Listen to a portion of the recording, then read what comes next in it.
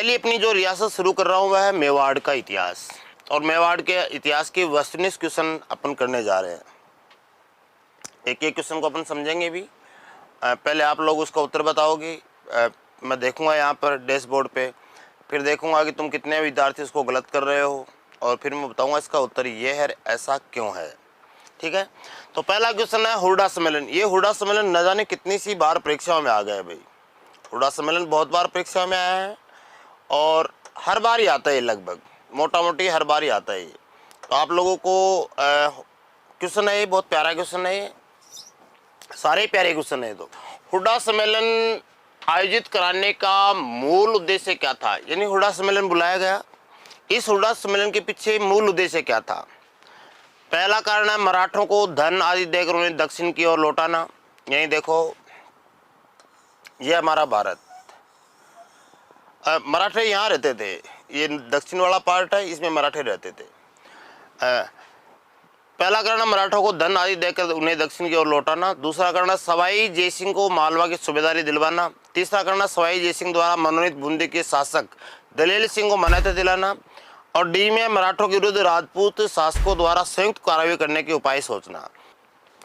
तो पहला इसका सभी बच्चों ने उत्तर सही दिया है, मराठों के विरुद्ध राजपूत शासकों द्वारा उपयुक्त सोचना। देखो मराठे थे कौन, पहली बात तो ये जानना। आपने कभी नाम सुना होगा, नहीं सुना तो मैं सुना रहा हूँ। सन 1627 ईस्वी में, सन 1627 ईस्वी में शिवनेर दुर्ग पूना में शिवाजी का जन्म हुआ था। शिवाजी की माँ का नाम था जीजाबाई, पिताजी का नाम था शाहजी भोसले, दादा का नाम था कौंडदेव, गुरु का नाम था समर्थ गुरु रामदास। और दक्षिण भारत में मराठा साम्राज्य की स्थापना शिवाजी ने की थी। एक इतिहासकार होते हैं ग्रांड डफ, और शिवाजी का अचानक उदय हुआ था दक्षिण भारत में। तो ग्रांड डफ ने कहा कि शिवाजी का उदय दक्षिण भारत में आकस्मिक अग्निकांड के समान है। और शिवाजी रहते थे पुरंदर दुर्ग में, पुरंदर दुर्ग यहाँ महाराष्ट्र में है, और आसपास के इलाके को लूटते थे शिवाजी जमकर। खुद भाई उत्तर भारत में तो बोलते हैं इनको चौधरी, दक्षिण भारत में बोलते हैं इनको देशमुख। आपने कभी नाम सुना होगा विलासराव देशमुख का, दक्षिण भारत में इनको देशमुख बोलते हैं, देशमुख बोलते हैं। तो शिवाजी ने कहा कि मैं तुम्हारा सरदेश हूँ, यानी मैं तुम्हारा सीनियर आदमी हूँ, अगर आप बाह्य आक्रमणों से बचना चाहोगे तो मुझे अपनी कमाई का 10वां हिस्सा दोगे, यानी अगर 1 रुपया कमाओगे तो तुम 10 पैसा मुझे दोगे। और ये सारा इलाका ऊपर वाला था, ये मुगलों के दिन था। तो शिवाजी ने मुगलों वाले इलाके के लोगों को ये कहा कि अगर तुम मेरे आक्रमण से बचना चाहते हो तो तुम्हारी कमाई का 1/4 हिस्सा मुझे दोगे, इसे चौथ वसूली कहते हैं।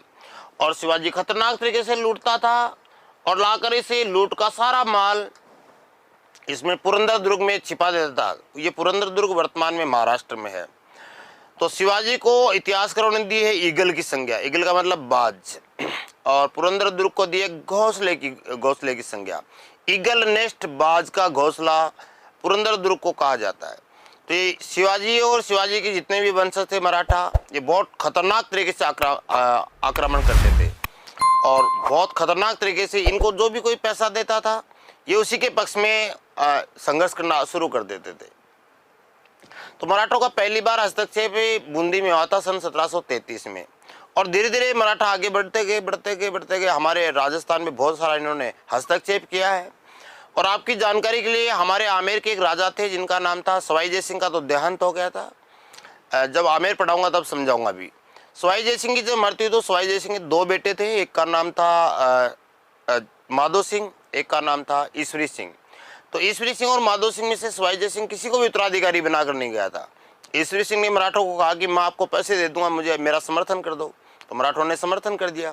फिर वो पैसे देने में असक्षम हुए, तो मराठों के वैसे ही ईश्वरी सिंह ने आत्महत्या की थी। यानी इतना खौफ था इन मराठों का लोगों में। तो इसका राइट आंसर है मराठों के विरुद्ध राजपूत शासकों द्वारा संयुक्त कार्रवाई करने के उपाय सोचना, ये पहला कारण। तो इसका राइट आंसर है डी। अगला क्वेश्चन है, देखो, सुमेलित कीजिए। क्वेश्चन तो आपको दिखने में एक ही दिख रहा है, लेकिन मैं एक क्वेश्चन में 4 क्वेश्चन लेके आया हूं मैं आप लोगों के लिए। आप लोग इनको सुमेलित कीजिए। खानवा का युद्ध, खातली का युद्ध, हल्दीघाटी का युद्ध और सारंगपुर का युद्ध। कौन सा युद्ध कब हुआ? सामने ये सन लिखी हुई है मैंने, 1437, 1527, 1517 और 1576, और ये सामने आपके ऑप्शन लिखे हुए हैं। तो फटाफट इसका उत्तर दीजिए। कविता, गुड इवनिंग भाई। श्याम कुमावत, PDF डलवा देना सर, डलवा दूंगा। रिंकू गुजर, भरतपुर, राम राम भाई।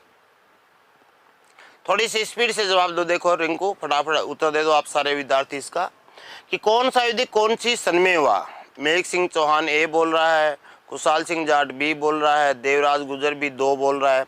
थोड़ा स्पीड बढ़ाओ भाई इन उत्तरों की। देखिए सुमन शर्मा अभी बी बोल रही है, देवराज फिर दोबारा बी बोल रहा है। थोड़ी स्पीड नहीं आ रही यार, थोड़ा स्पीड से बुलाओगे तो मैं सारे आपके फटाफट ये बता ही दूंगा। देवराज गुजर भी, संतोष भी बी बोल रहा है, पूनम फौजदार भी बोल रही है, भोलेनाथ का लाडला, अलका बुनकर, बंटी प्रजापत, देवराज सिंह, सपना गोयल, फटाफट अलका। देखो उत्तर इतना फास्ट आना चाहिए कि मेरी पलक झपकते ही फट सट सट सट फटाफट निकल जाए। अनिल मीना, सारे बच्चे अपना अपना जवाब दे रहे हैं। कोई बी दे रहा है, कोई लगभग बच्चे बी दे रहे हैं। तो थोड़ी स्पीड बढ़ा दो इनके उत्तरों की, फिर अपन, बहुत अच्छे क्वेश्चन है ये, हर बार परीक्षा में आते भी हैं। अपन वही क्वेश्चन लेके आया हूँ मैं आप लोगों के लिए जो आपकी परीक्षा में सीधे आएंगे, जिनका दूर दूर तक इर्द गिर्द घुमाने का मतलब ही नहीं है।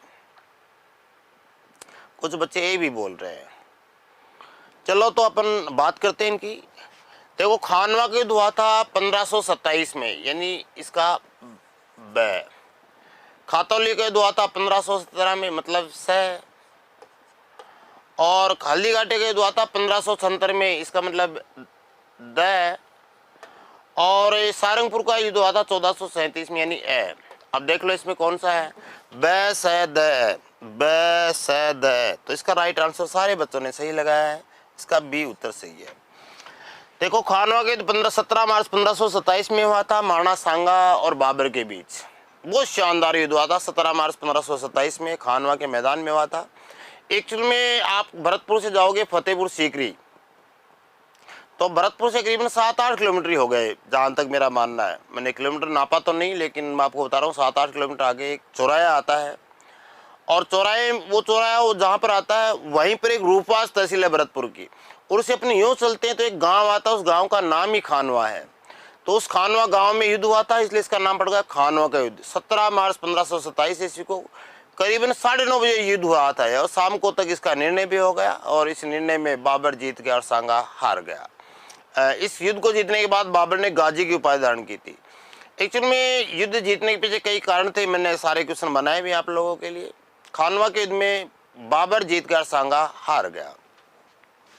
तो ये तो एक ही हुआ। खातौली का युद्ध, खातौली का युद्ध 1517-18 में हुआ था, और हमारे दिल्ली के एक सुल्तान थे जिसका नाम था इब्राहिम लोदी। सिकंदर लोदी का तो आपने नाम सुना ही होगा। सिकंदर लोदी का बेटा था इब्राहिम लोदी, वो इब्राहिम लोदी साम्राज्यवादी नीति का सुल्तान था। उस साम्राज्यवादी नीति के तहत उसने अपने साम्राज्य का विस्तार करने के लिए महाराणा सांगा पर आक्रमण किया। आया था महाराणा सांगा को हराने, लेकिन ये खुद ही हार गया, खुद ही हार गया। तो ये युद्ध हुआ था 1517 में। हल्दीघाटी के पूरी जहान को पता है, पूरे भारत को ही पता है, बहुत शानदार युद्ध हुआ था ये महाराणा प्रताप और अकबर के सेनापतियों के बीच। अकबर खुद तो गया नहीं था इस युद्ध में, मान सिंह और मुख्य सेनापति मान सिंह के रूप में था ये। हालांकि आसफ खां भी साथ में था, लेकिन हल्दीघाटी का प्रधान सेनापति मान सिंह को बनाकर भेजा था।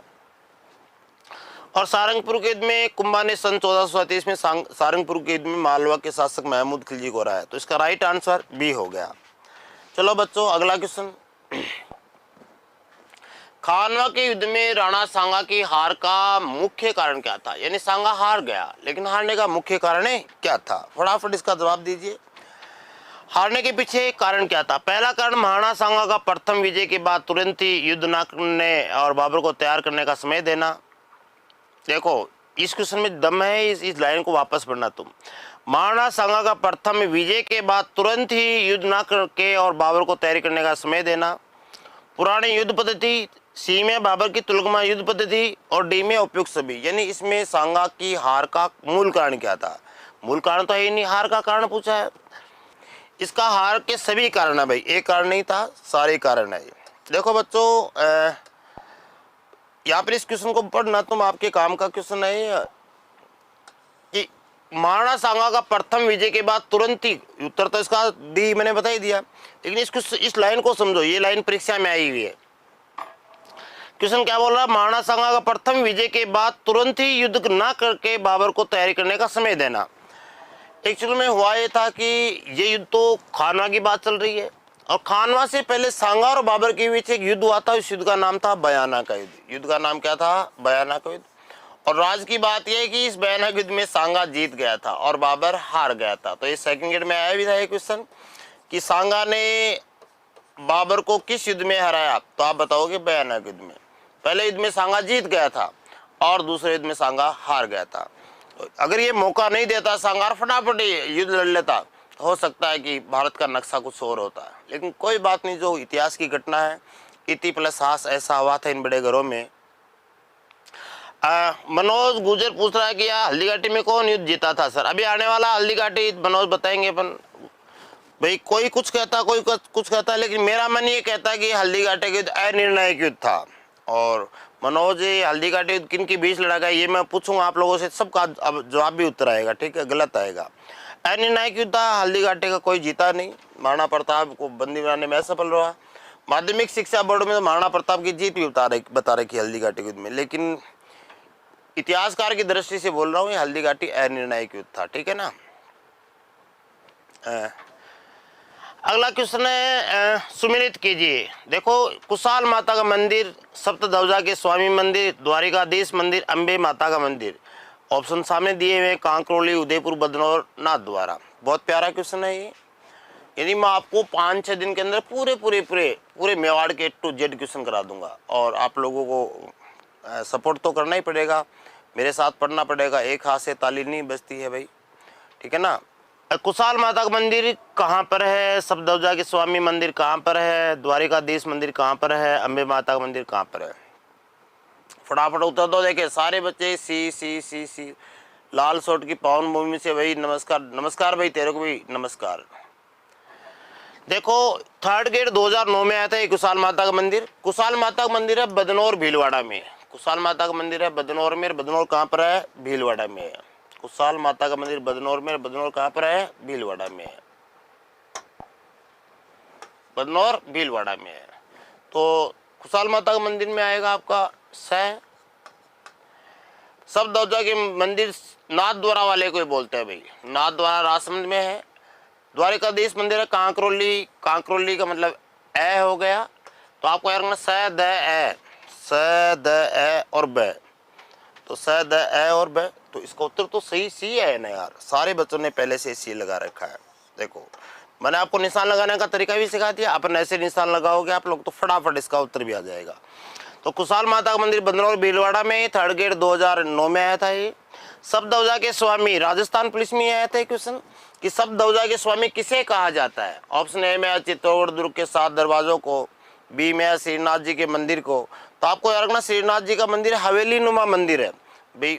एक्चुअल में ग्राउंड पे पहले से हवेली बनी हुई थी, और हवेली में लाकर मूर्ति स्थापित कर दी। मेवाड़ के राणा राज सिंह ने हवेली में लाकर मूर्ति स्थापित कर दी। तो मंदिर है वो हवेली में ही है, अतः इसको हवेली नुमा मंदिर कहते हैं। तो पहला एक गेट आएगा, फिर खुला प्रांगण आएगा, फिर गेट आएगा, फिर खुला प्रांगण आएगा, फिर तुम सीढ़ियों से चढ़ के जाओगे ऊपर, तो जाके ऊपर माड़िए में आप कह सकते हो चौबारे में मूर्ति लगा दी गई भाई। और आज वहाँ शानदार दर्शन होते हैं। जब वहाँ की धरती में, भूमि में जब आप उतरोगे तो आपको स्वतः ही एहसास हो जाएगा कि यहाँ कोई भगवान विराजमान है, ठीक है? तो सारे बच्चों ने सी सही दिया इसका जवाब। प्यारे बच्चों, आगे बढ़ते हैं। देखो भाई, आपकी परीक्षा में 100% किताब आएगी, और हो सकता है कि किसी की प्रीपेयर में 2-3 किताब आ जाएं, और किसी की, लेकिन पक्की आएगी किताब तो आएगी। तो मेवाड़ के इतिहास के दौरान जितनी किताबें लिखी गई और जितने लेखक हुए हैं, वो जहाँ जाएं वो उनकी अपन विस्तार से चर्चा भी करेंगे। पढ़ो आप फटाफट। हमीर मदमर्दन के लेखक कौन है? पद्मावत के लेखक कौन है? खजैन उल फतवा के लेखक कौन है? वीर विनोद के लेखक कौन है? ये ग्रंथों के नाम है, सामने लेखकों के नाम है। तो आप फटाफट अपना जवाब दीजिए कि कौन सा ग्रंथ किस। राजकुमार गुर्जर, नमस्कार भाई। सारे बच्चे ए का जवाब दे रहे हैं, ठीक है? तो अपन देखते हैं। हमीर मदमर्दन के लेखक हैं जय सिंह सूरी। तो अमीर मधुमदन के लेखक तो है जय सिंह सूरी। पद्मावत के लेखक हुए मलिक मोहम्मद जायसी, पद्मावत के लेखक हुए मलिक मोहम्मद जायसी। खजाइनुल फतवा के लेखक हुए अमीर खुसरो, अमीर खुसरो। तो द स ए, द स ए। अमीर मधुमदन के लेखक तो है जय सिंह सूरी, द हो गया। पद्मावत के लेखक हो गए मलिक मोहम्मद जायसी, पद्मावत के लेखक हो गए मलिक मोहम्मद जायसी, तो स हो गया। खजाइनुल फतवा के लेखक हो गए अमीर खुसरो, तो इसमें आपका ए हो गया। तो इसका राइट आंसर वीर विनोद के लेखक हो गए शामल दास, तो ए हो गया। तो द स